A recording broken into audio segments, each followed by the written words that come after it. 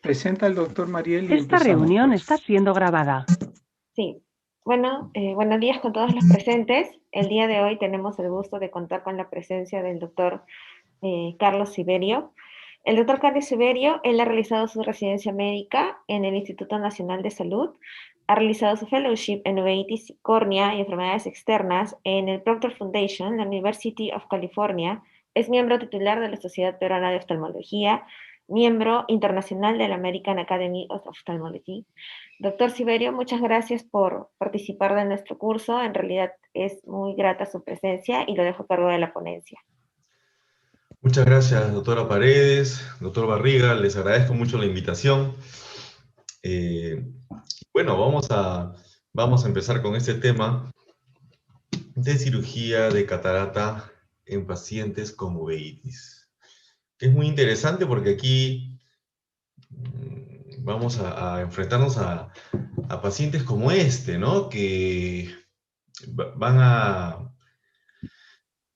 a ponernos retos, no solamente en cuanto a la parte médica, que es el manejo de la uveitis en sí, sino también en la parte técnica, que es la cirugía y el seguimiento, ¿no? Que todas estas cosas son importantísimas para poder manejar adecuadamente un paciente como este, ¿no? Este es un señor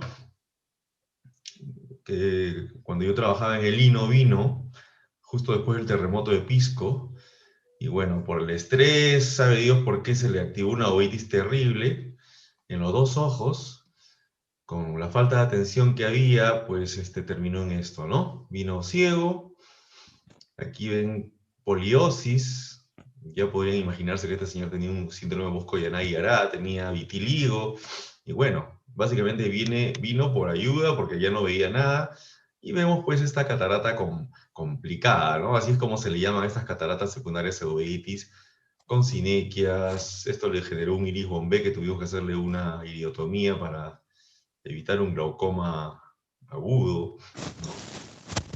Entonces, en esta clase lo que queremos básicamente es tener claro o terminar con ciertos criterios básicos para poder manejar estos pacientes, ¿no? En primer lugar, para no empeorar su situación, porque si nosotros operamos a estos pacientes sin cumplir ciertas condiciones, pues vamos a dejarlo ciego permanentemente, ¿ya? Esa es la idea de la clase, más o menos repasar qué cosas tenemos que tener cuidado con estos pacientes. Son tres cosas que a mí me gustaría discutir y que queden claras después de esta charla, ¿no? Hay tres puntos que tenemos que preocuparnos. Uno es el control de la inflamación antes de la operación. Eso es esencial para que la cirugía tenga un mejor pronóstico. Tenemos que entrar con un ojo desinflamado. El segundo criterio es controlar la inflamación después de la operación, porque podemos hacer una cirugía muy elegante, ¿no? Y trabajosa y exitosa en el corto plazo, pero en el largo plazo, si no controlamos la inflamación, ese ojo se va a perder. De eso también vamos a hablar. Y otra cosa importante es hablar un poquito sobre lente intraocular, qué tipo de lente y dónde lo podemos poner, ¿ya? Y cuándo ponerlo. Vayamos con el primer punto. Eh, un consenso ya desde hace muchos años es que antes de operar a estos pacientes con catarata secundaria, tiene que estar controlada la uveitis con un tratamiento estable, por lo menos durante 3 meses. ¿Y a qué nos referimos con tratamiento estable? Por ejemplo, si ustedes tienen un paciente como el que acabamos de ver, y vemos que todavía tiene una uveitis crónica, que ya tiene varios meses de evolución, si nosotros le damos a este paciente corticoides sistémicos, por ejemplo, ¿no? Prednisona, o le damos gotas, vamos a bajar la inflamación, ¿no? Eh, pero no va a estar con ese tratamiento permanentemente. Si nosotros le damos corticoides permanentemente por vía oral, va a ser síndrome de Cushing. Si le seguimos con las gotas, va a ser hipertensión ocular. Entonces, eso no es un tratamiento estable, ese es un tratamiento para controlar la inflamación. Nos referimos a tratamiento estable, un tratamiento que lo pueda llevar, en el caso de una uveitis crónica, un tratamiento que pueda darse en el largo plazo, ¿no? Y ahí ya estamos hablando de que este paciente tiene que estar con inmunosupresores, si es una uveitis crónica, que pueda tolerarlos en el largo plazo. Y una vez que tengamos un tratamiento con inmunosupresores, no dependiendo de corticoides, por lo menos de dosis altas de corticoides, recién podemos hablar de que esa uveitis está controlada, ¿no? En forma estable y durante 3 meses, ¿no? No pueden, pues, operar a un paciente, le dan corticoides, vía oral, lo desinflaman y ahí lo operan, ¿no? Porque después de la operación va a empeorar la inflamación y no lo pueden seguir con los corticoides a ese nivel, van a terminar con una complicación peor, ¿de acuerdo? Pues tiene que estar con un tratamiento que lo mantenga estable durante 3 meses, un tratamiento tolerable en el largo plazo.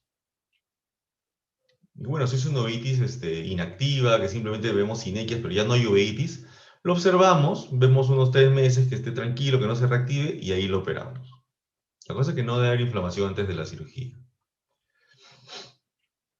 Ahora, inmediatamente antes de la cirugía, tenemos que reforzar, si el paciente requiere un tratamiento, está, por ejemplo, en algún inmunosupresor, tenemos que reforzar la terapia antiinflamatoria. Por ejemplo, si es un paciente que está usando metotrexato ya por varios meses, está estable su uveitis, no hay uveitis, tenemos que reforzar un par de días antes el tratamiento antiinflamatorio con prednisona por vía oral, le damos 1 miligramo por kilo al día, desde 2 días antes de la operación, para que el ojo entre tranquilo y no haga una reacción inflamatoria muy intensa después de la cirugía. Igualmente, en forma tópica administramos acetato prednisolona, una gota cada 2 horas se puede dar, ¿ya? Y también podemos darles AINES tópicos. Todo esto para que el ojo entre lo más tranquilo posible. Eso es una terapia de refuerzo, ¿no? En algunos casos particulares, tenemos que tener cuidado, por ejemplo, pacientes que han tenido toxoplasmosis, ¿no? O si vemos cicatrices de toxoplasma, o ha tenido antecedentes de toxoplasmosis el paciente, toxoplasmosis ocular. Sabemos que en pacientes que se operan de catarata, esta toxoplasmosis se reactiva en el 36% de casos, ¿no? Más o menos. Y para prevenir esa reactivación, debemos dar cotrimoxazol, ¿no? Una tableta cada día, desde 2 días antes hasta 1 mes después de la cirugía para que no se reactive esta cicatriz. Como ustedes saben, eso tiene quistes ahí durmientes que pueden reactivarse en cualquier momento. Entonces hay que hacer este tratamiento profiláctico. Igualmente con el herpes, pacientes que han tenido uveitis herpética, pues requieren un tratamiento profiláctico con aciclovir de 800 miligramos cada 12 horas, o valaciclovir de 500 miligramos una vez al día, igual desde 2 días antes hasta 1 mes después de la cirugía. Aquí me detengo un ratito para también recalcar otro punto, ¿no? Es importante que este paciente que se va a hacer operado sea bien estudiado antes de la operación, que sepamos cuál es, en lo posible, cuál es la causa de la uveitis, ¿no? Por ejemplo, aquí estamos viendo la importancia que tiene saber qué cosa lo causó, si es un herpes, si es una toxoplasmosis. Y en general es importante porque eso también nos va a ayudar en el pronóstico, ¿no? Hay pacientes con uveitis, como el BKH, que pues van a tender a inflamarse crónicamente y eso va a tener que ponernos alertas a vigilar bien al paciente después de la cirugía. Tenemos que tratar de estudiar bien al paciente antes de operarlo y saber qué tipo de uveitis tiene y eso nos va a ayudar a la evolución de la cirugía también, ¿no? ¿Qué complicaciones podemos esperar o qué evolución podemos esperar después de la cirugía? Si ya hablamos de la parte técnica, bueno, aquí podemos esperar cualquier cosa, ¿no? En un paciente que tiene estas cataratas, van a tener todos los problemas que pueden imaginarse y tienen que estar preparados para solucionarlos, ¿no? Aquí vamos a ver un pequeño video sobre una cirugía de estos pacientes, ¿no? Lo primero que vamos a tener que solucionar es las sinequias posteriores que vemos en estos casos, ¿no? Vamos a tener una pupila chiquita, ¿ya? A ver. Entonces,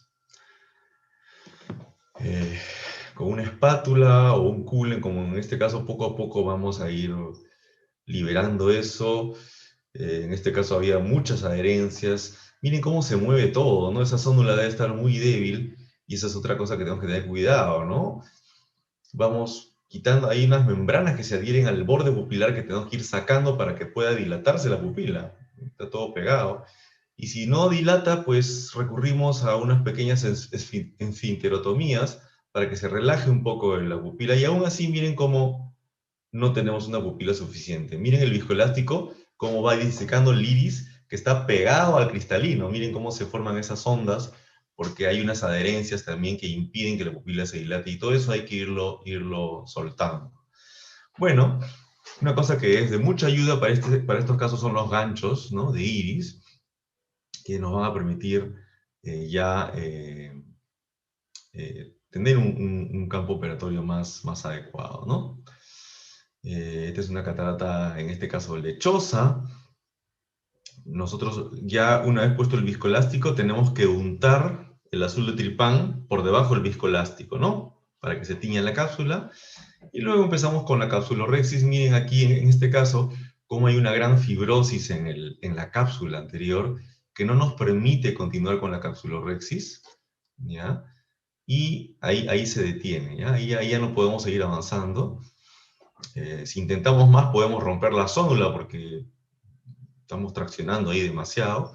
Si nos damos cuenta de eso, podemos cortar con una tijera vanas. Generalmente no hay problema con esto porque hay tanta fibrosis que la rexis no se va a correr, ¿ya? Entonces completamos con una tijera vanas nada más y empezamos la cirugía, ¿no? Con mucho cuidado. Miren, es una catarata que parece de sillar, muy dura, ¿no? Y poquito a poco vamos pues, con paciencia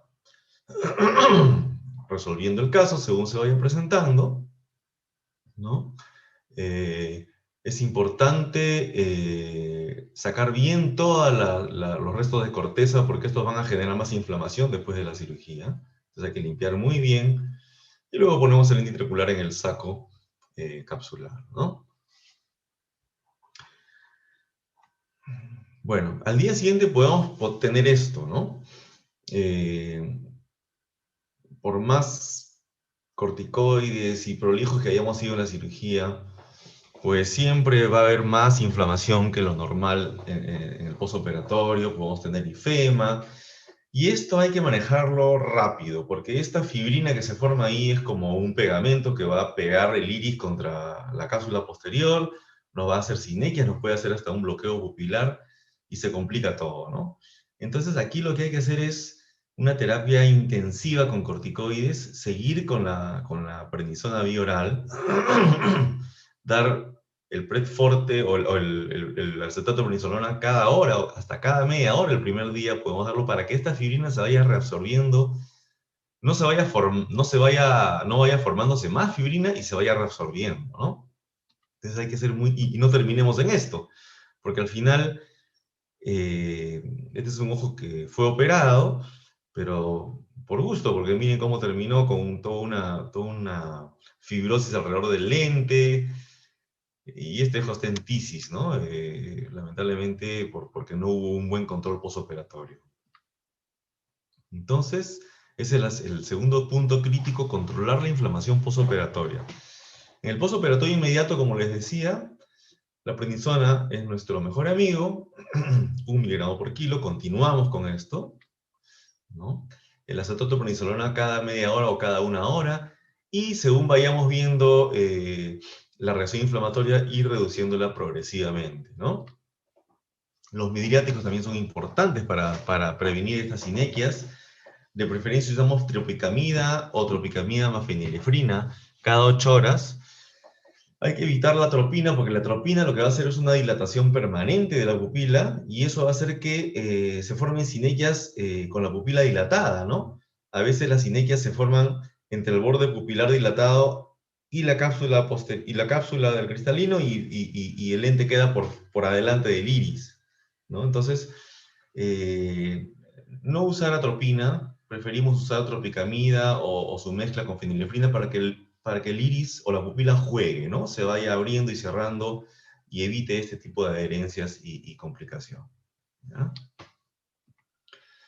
Se puede usar activador del plasminógeno, ¿no? Esto lo usan los cardiólogos para solucionar trombos eh, ¿no? Las arterias coronarias. Y se puede usar también para disolver toda esta fibrina que hay en la cámara anterior. Es un poquito, pues no está a nuestro acceso muchas veces, pero yo les diría que si ven una reacción inflamatoria muy fuerte con la prednisolona tópica y la prednisona, generalmente esto se reabsorbe, ¿ya? Sin necesidad de usar esto que en algunos casos puede ser necesario usar. Bueno, eso es en el corto plazo. Una vez que ya salimos de este cuadro agudo de inflamación, a veces nos olvidamos, ya creemos que el paciente se solucionó, le damos de alta y ese es el peor error, ¿no?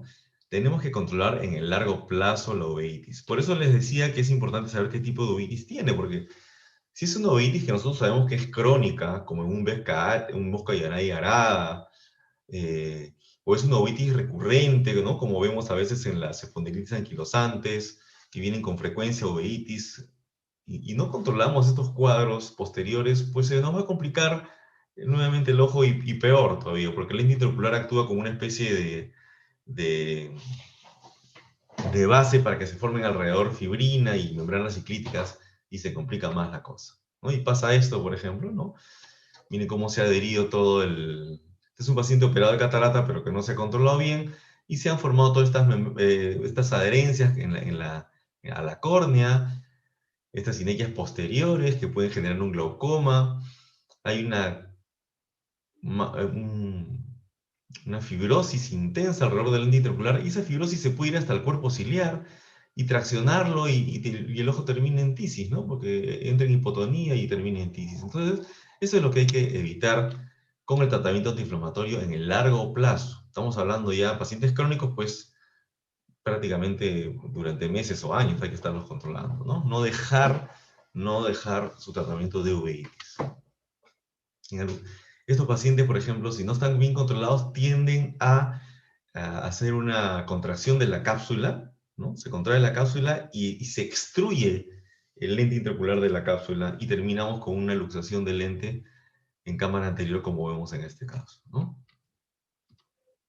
Y bueno, este es el caso ya último que les decían antes, que se complica todo y hay una tisis bulbi y ya no hay nada que hacer.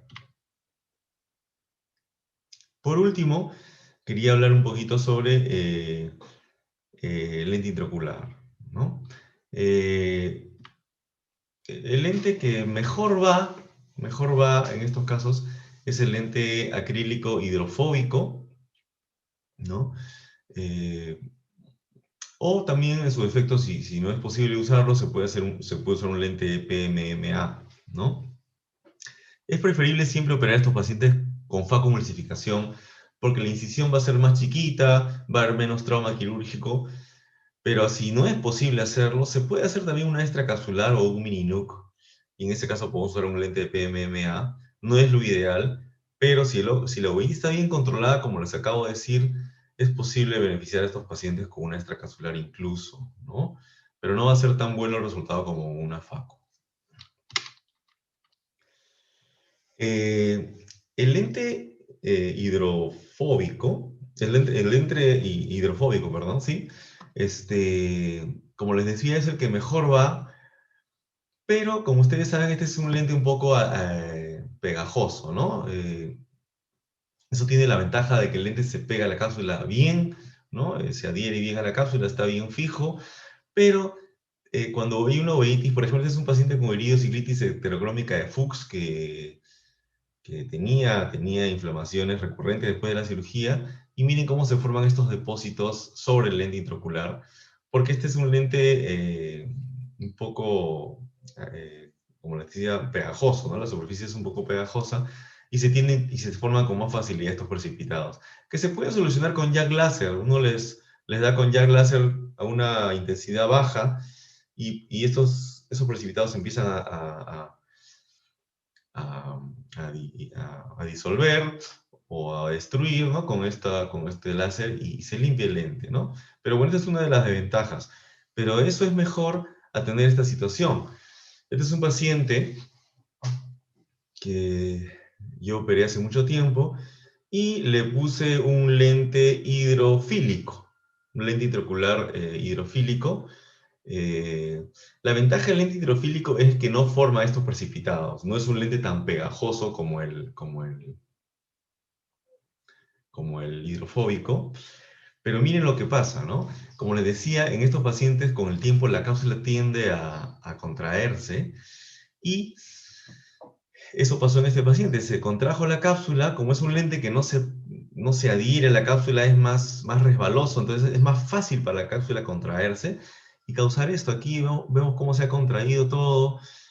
Aquí ya está la zónula, toda esta parte ya es una diálisis de la zónula que se está formando acá abajo también, y el lente pues está en donesis, ¿no? Está moviéndose un poco, hay un riesgo ya de que este lente se pueda caer a la cavidad vítrea, porque se ha contraído con más facilidad toda la cápsula. Entonces, es preferible no usar estos lentes hidrofílicos, hay que usar los hidrofóbicos, o un lente de PMMA que le den mayor soporte a la cápsula y que no pasen estas complicaciones.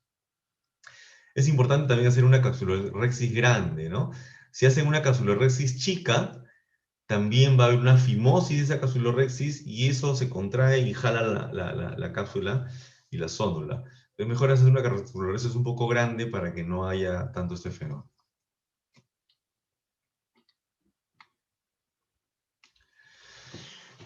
En algunos casos tenemos que considerar no poner lente intraocular. ¿Ya? Por ejemplo, en uveitis exudativas crónicas, nuevamente como el BKH, o recurrentes, ¿no? Por ejemplo, una uveitis anterior por ARJ no controlada, ¿no? Un paciente que no viene a su control, que siempre viene con sus recurrencias. Esos pacientes van a ir mal con un lente intraocular, ¿ya? Va a ser todas estas complicaciones que les he explicado en antes. Entonces, mejor es dejarlo afáquico. Ese es el mejor favor que le vamos a hacer porque vamos a quitar un factor de riesgo, que es la presencia de un lente intraocular en un paciente con uveitis mal controlada.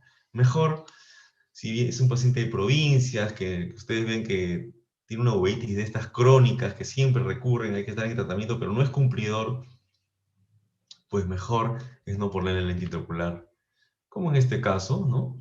Decidimos no ponerle lente intraocular y al final el paciente tiene sus lentes de afaquia con los que ve muy bien, ¿no? El paciente, aunque parezca mentira, tiene 20/20 en los dos ojos y es un señor de provincias que no podía venir a sus controles y preferimos darle esa opción y bueno, es preferible eso a que haga todas las complicaciones que acabamos de ver. Entonces la decisión de poner lente es importante pensarla bien, discutirla con el paciente. Lo ideal es ponérselos, pero hay que ver bien que esté una uveitis que sea controlable en el futuro, ¿no? Ahora, a todo lo que hemos hablado hay ciertas excepciones, ¿no? Hay pacientes con uveitis que van muy bien cuando se operan, ¿no? Incluso sin ser tan intensivo en la terapia corticoidea, ¿no? Pero son excepciones, son excepciones. Una de esas excepciones es la iridociclitis heterocrómica de Fuchs, ¿ya? Esta es una condición que siempre tienen que sospechar ustedes, que se puede dar en pacientes jóvenes también, o en pacientes de edad, y siempre que vean una catarata intensa o avanzada en un solo ojo, es raro, ¿no? Algo está pasando ahí, sobre todo si el paciente no ha tenido episodios de ojo rojo, dolor, antecedentes de uveitis, y viene con una catarata en un solo ojo. Siempre busquen este síndrome porque no es tan infrecuente, ¿no?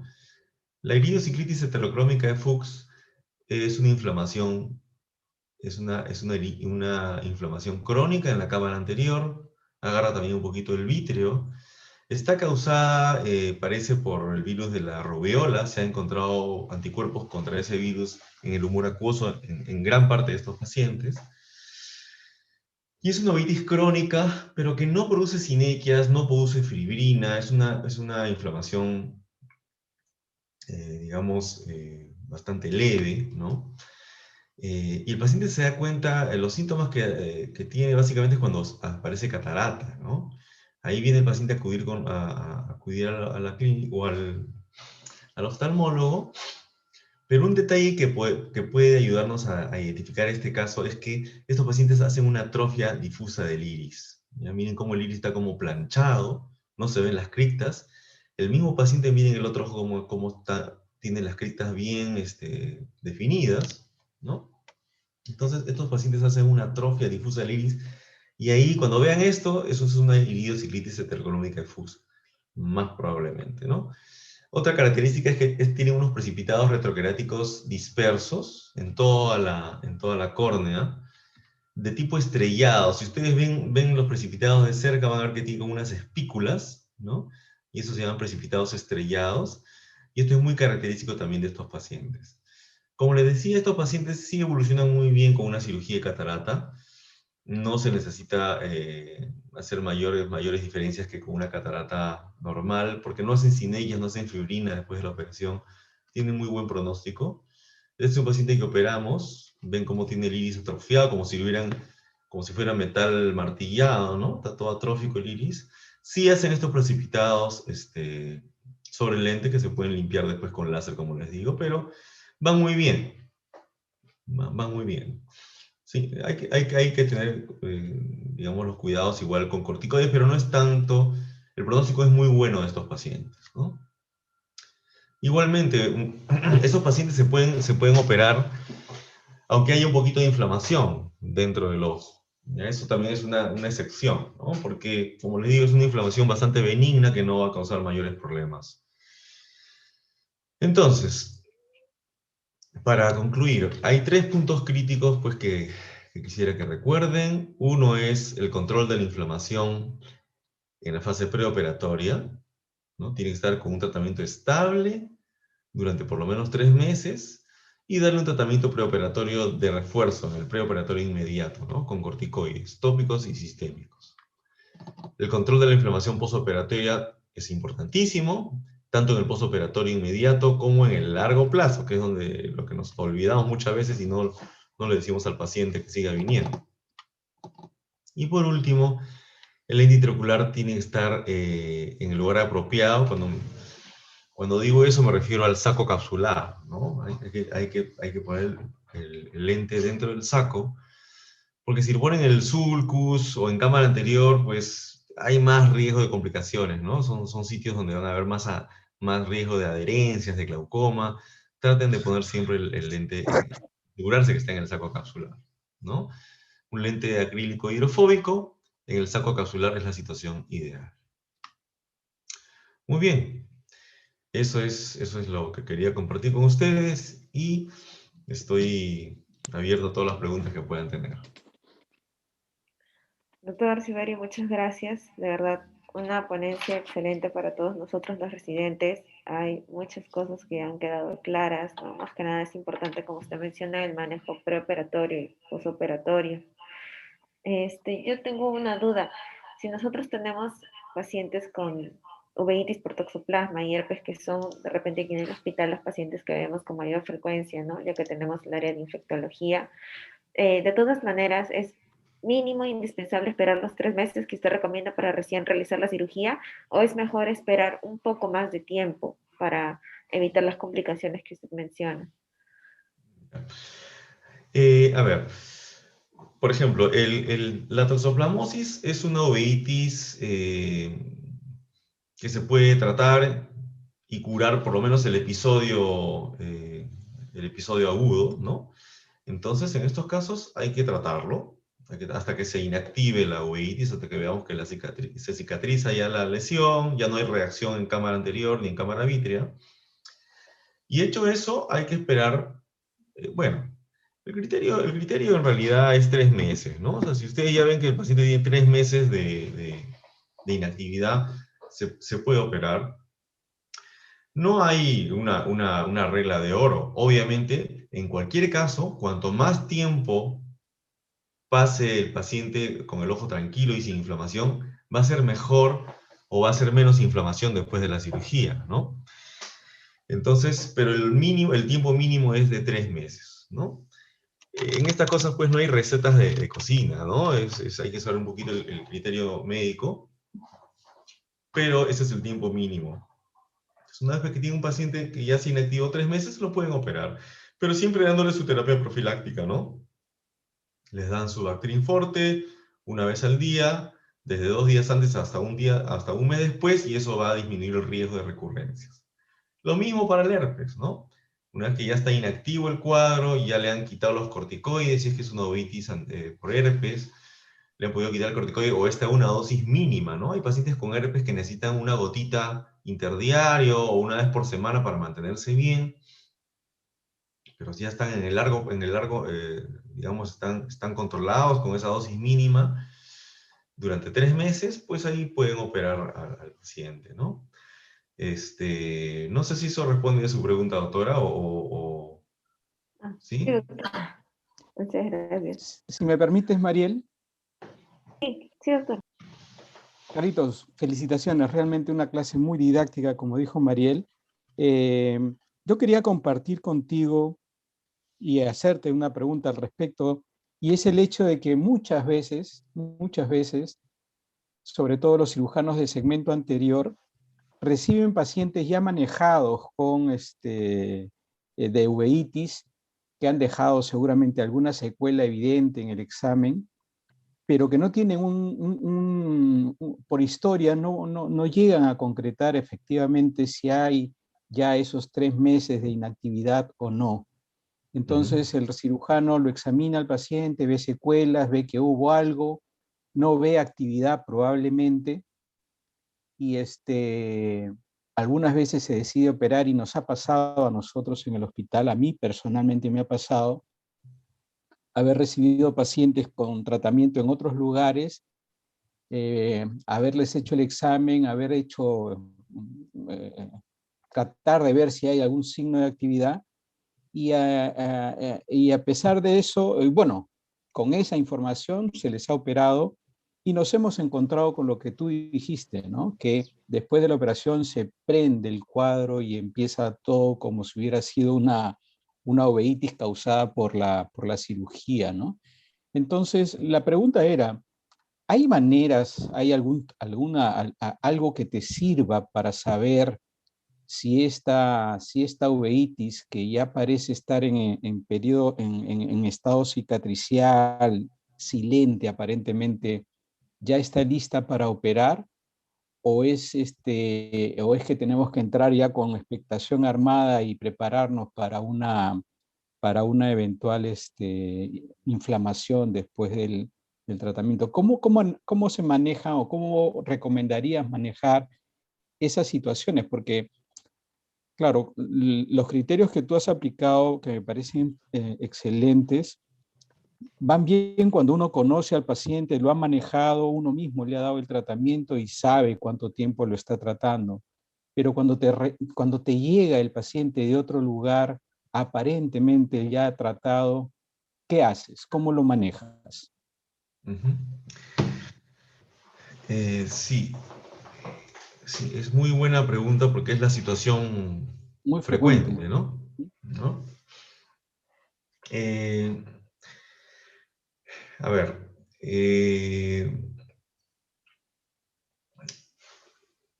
sí, estamos hablando de un paciente en el que no tenemos absolutamente información, ¿no? No tenemos posibilidades de saber cómo lo han tratado, o simplemente viene con el ojo, con secuelas evidentes de uveitis, ¿no? Lo primero que hay que hacer es cerciorarse de que no hay inflamación activa, ¿no? Que no hay una inflamación activa.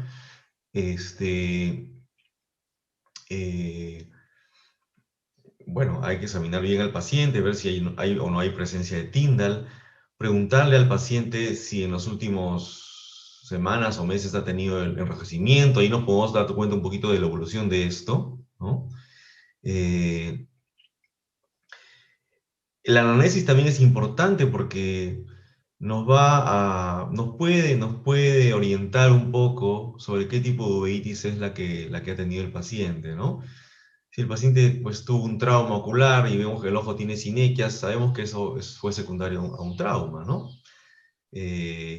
Si el paciente, como vimos antes, viene con una secuela bilateral de uveitis, viene con vitiligo, ya sabemos por clínica que ese paciente posiblemente tenga un BKH. Entonces, siempre es importante hacer lo posible por lo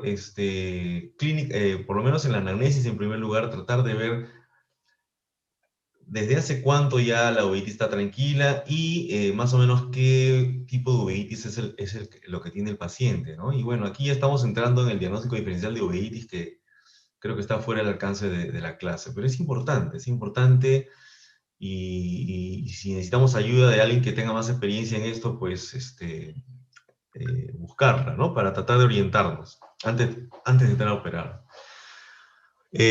Otra cosa importante, antes de seguir con esto, es evaluar bien el estado del ojo, ¿no?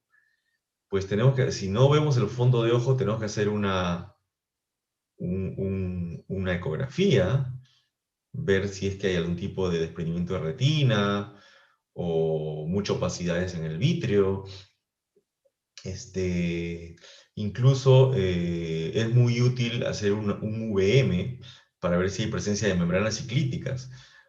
Si tenemos un paciente que tiene una membrana ciclítica, ¿no? Así el ojo ya esté inactivo, quiere decir que ese ojo ha tenido una inflamación muy severa y hay un riesgo de hipotonía después de la operación, ¿no? Porque ya tenemos un cuerpo ciliar que está al límite. Por ejemplo, hay pacientes, eso es interesante, ¿no? Hay pacientes que vienen con seclusión pupilar. Tienen toda la pupila adherida al cristalino, ¿de acuerdo? Incluso vienen con un poquito de iris bombé, pero uno les toma la presión y está normal la presión. Ahí ya tienen que poner atención porque quiere decir que el cuerpo ciliar no está funcionando bien, ¿no? Un paciente con seclusión pupilar, con bloqueo pupilar y tiene la presión normal, quiere decir que no está produciendo humor acuoso ese ojo. Y eso nos indica que el cuerpo ciliar está dañado y posiblemente hay una membrana ciclítica, y eso hay que decírselo al paciente porque la operación va a inducir más inflamación, esa membrana ciclítica puede empeorarse y terminar en tisis bulbi, ¿de acuerdo? A veces, incluso cuando ya hay desprendimiento del cuerpo ciliar, o vemos que hay una de estas situaciones, no hay que hacer la cirugía de catarata solamente, hay que combinarla con una vitrectomía. Entonces hay que hacer una vitrectomía, una lensectomía y, la membrana ciclítica sacarla o cortarla para que se relaje un poco y no se termine de contraer y desprender el cuerpo ciliar. Entonces, eso es una cosa importantísima, ¿no? Hacer un buen estudio del caso antes de entrar a operarlo, y en especial tener cuidado con la presencia de membranas ciclíticas, ¿no? Ver si este paciente, pues, cómo está su mácula, si es posible hacerle una angiografía o una tomografía, o a veces en la ecografía misma se puede ver si hay edema macular, ¿no? Si es con un buen ecógrafo se puede ver todo eso. Y eso es importante para decirle al paciente su pronóstico también, ¿no? Claro. Sea cual sea el caso, siempre hay que explicarle a estos pacientes que es una cirugía complicada, que la evolución puede ser tórpida, que no hay garantías de que vaya a haber, pues, obviamente, no esperamos una visión perfecta, ¿no? Pero sí, la mayoría de estos casos, si están bien manejados, van a salir bien, van a mejorar su visión y vale la pena operarlos. Pero tiene que estar bien manejados, ¿no? Regresando a tu pregunta, Willy, bueno, efectivamente, pues si uno haciendo todo esto que te digo, tiene ya más o menos idea de cómo está el paciente, y no sabemos o no tenemos mucha idea de qué cosa causó la uveitis, lo mínimo que tenemos que hacer es un seguimiento, ¿no? De 3 meses, ¿de acuerdo? Si el paciente está sin tratamiento y en 3 meses no se ha activado la uveitis, vemos que en la ecografía pues no hay signos de engrosamiento coroideo, ¿no? El ojo está tranquilo, pues lo podemos operar, ¿no? Lo podemos operar siempre siendo muy agresivos en el tratamiento antiinflamatorio, ¿no? Tanto en el preoperatorio inmediato como en el postoperatorio inmediato y en el largo plazo, ¿no? Siempre hay que estar viendo al paciente hasta que se inactive la uveitis.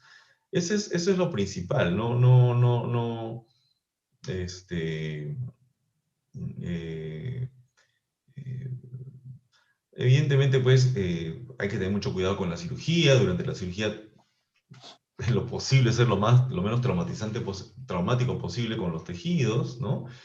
Esto tiene que serlo, pues, un cirujano de experiencia, porque vamos a encontrarnos con todas las complicaciones que puedan ocurrírseles. Tenemos que estar preparados para que se rompa la zónula o se rompa la cápsula. Tenemos que tener un vitrector por lo menos de cámara anterior a la mano para poder hacer una vitrectomía si fuera el caso, ¿no?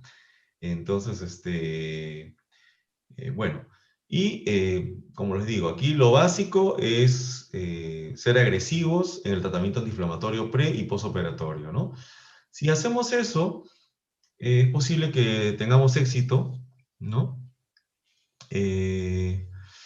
La cirugía también, apenas podamos hacerle un examen del fondo de ojo, nos va a ayudar también bastante, ¿no? Porque viendo el fondo de ojo vamos a ver algunos signos que nos ayuden a acercarnos al diagnóstico si no lo tenemos todavía, ¿no? Si vemos mucha vasculitis o atrofia retinal, por ahí podríamos pensar que es un BSET, o si vemos una despigmentación de la coroides difusa, nos orienta a lo que es BKH, ¿no? Entonces también nos va a ayudar para la parte diagnóstica de la cirugía de cataratas. Hay que tratar de hacer un fondo de ojo lo antes posible para tratar siempre de acercarnos al diagnóstico, no parar de buscar qué cosa puede ser, porque eso nos va a ayudar también en el pronóstico, ¿no? Eh, eso, Willy. Sí, dime, Carlitos, yo también pensando en casos que hemos tenido, la experiencia a veces te ayuda mucho, pero te pregunto, ¿te sirve de algo marcadores serológicos de inflamación? Yo recuerdo hace mucho tiempo usábamos mucho el PCR, se llamaba la proteína C reactiva, ahora se confunde, y como un signo, como un marcador de inflamación para decir si el paciente entra o no entra, pero no era muy predecible, te cuento. Yo no sé si tú tienes la misma experiencia con estos marcadores que se pueden usar para ver si hay actividad inflamatoria en el organismo del paciente. Bueno, tienen una utilidad relativa, ¿no? Yo particularmente no los uso, pero los reumatólogos sí lo usan para ver la Bastante. actividad por ejemplo, de una espondilitis anquilosante, ¿no? Yes. Seguían más o menos de eso para ver la actividad inflamatoria sistémica, y que definitivamente influye en la evolución de una de estas pacientes, ¿no? Pero no es un criterio, digamos, que directamente nos haga a nosotros, nos haga pensar. Eh, por ejemplo, en el caso que es frecuente de las artritis seronegativas o las espondilitis anquilosantes, ¿no? Básicamente, el reumatólogo que trata estos casos va a tratar de que no haya inflamación, actividad, se puede guiar por el PCR, por la sintomatología del paciente, ¿no? Pero si el paciente está controlado sistémicamente, pues así el PCR esté un poco alto, o sea, bastaría con que el reumatólogo haga su tratamiento con el que está conforme con la enfermedad, y nosotros lo que nos corresponde es ver la actividad de la uveitis, ¿no? Básicamente, no son, digamos, no son factores de tanto peso para decidir si operar o no, ¿no? Eh, sí entiendo la pregunta, sí entiendo la pregunta. Te cuento, en nuestra experiencia, aprendimos de varios, tú sabes, en el hospital hemos visto muchos pacientes reumatológicos, y lo que aprendimos de los reumatólogos es que hay pacientes que nunca van a bajar su proteína C reactiva, su factor reumatoideo, y ellos lo usan como un marcador para ver la evolución del tratamiento, es verdad, pero no esperarían que esto baje a cero para decidir Exacto, si un paciente se opera o no, ¿no? Entonces, de varios correcto. casos que hemos visto, la conclusión cuando conversamos con los reumatólogos es, no nos guiemos de las pruebas, de las pruebas auxiliares para la decisión, porque nos podemos pasar años con el paciente esperando su cirugía, ¿no? Nos pasó con algunos pacientes, que esperando que baje, no lo operábamos, y resulta pues que no era necesario esperar, era lo que tú decías justamente, lo que aprendimos es lo que has manifestado al final, ¿no? Que si el reumatólogo tiene al paciente bien controlado y él nos dice que está en condiciones de ser operado, al margen de lo que marque los marcadores serológicos, se podría operar con todas las precauciones del caso, ¿no? Sí, de acuerdo, completamente de acuerdo con eso, Y William. la última pregunta de mi parte, porque hay preguntas en el chat, Carlos. Eh, ¿Hay reportes del uso de estos dispositivos intraoculares para manejar la inflamación de pacientes con uveitis, como el Osurdex? Eh, ¿Tienen un rol en este caso para prepararlos o para decidir una cirugía, ponerle un Osurdex y con eso garantizar que la inflamación no va a ser tan severa después de la operación? Nosotros en nuestro protocolo obviamente no lo usamos, seguimos con lo que tú has mencionado, para nosotros la prednisona y la prednisolona son nuestras mejores herramientas, pero hay reportes y los chicos leen esto también y me gustaría conocer tu opinión al respecto, ¿no? Sí, en general yo no soy muy, digamos, entusiasta de los Urdex, la verdad, porque, bueno, los Urdex lo que nos da es un control de la inflamación rápida, ¿no? Un rápido, en el corto, mediano plazo, pero al final se va a deshacer el Urdex y va a dejar de actuar, ¿no? Pero además nos arriesga a complicaciones como presión alta, ¿no? O sea, estos pacientes con Claro, frecuencias en hipertensión ocular y además, en pacientes pseudofáquicos hay el riesgo de que los Urdex migre a la cámara anterior. Y eso es un tremendo problema, o sea, crea una descompensación corneal muy rápida, ¿no?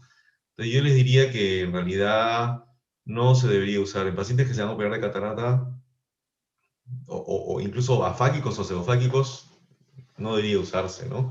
Porque de ahí, sobre acuerdo, todo por el riesgo de que migre a cámara anterior el implante y nos cause problemas, que se ven en muchos casos, ¿no? Acuérdense que estos casos a veces tienen zónulas débiles también, entonces puede migrar el implante, ¿no?